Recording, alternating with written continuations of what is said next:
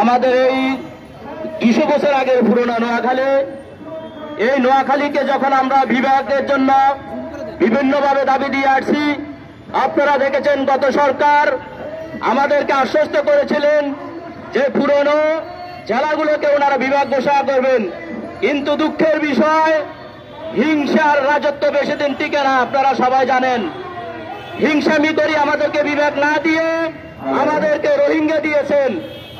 যাই হোক, আমরা তাদেরকে আমাদের নিজেদের ভাই আত্মীয় স্বজন মনে করে আমরা ওখানে তাদেরকে নিরাপদ আশ্রয় রেখেছি। সম্মানিত সুধী, আমাদের নোয়াখালীবাসীর প্রাণের দাবি আমাদেরকে নোয়াখালী বিভাগ দিতে হবে। আপনারা জানেন যে আমরাই সর্বপ্রথম নোয়াখালী বিভাগ আন্দোলনের জন্য আমরা আন্দোলন করে আসছি আমাদের দাবি আদায়ের জন্য। আমরা শান্তি শৃঙ্খলাভাবে আমাদের দাবিগুলো আমরা আদায় করার জন্য আজকে এখানে আমরা সমবেত হয়েছি। আমি বর্তমান যারা উপদেষ্টা কমিটিতে আছেন, আমি ওনাদেরকে বলতে চাই যে আমাদের যেহেতু এটা একটা পুরনো জেলা, আপনাদের প্রতি আমাদের সবিনয় অনুরোধ থাকবে, আমাদের এই নোয়াখালীবাসীর প্রাণের দাবি নোয়াখালীকে বিভাগ ও সিলেট দিয়ে দিন।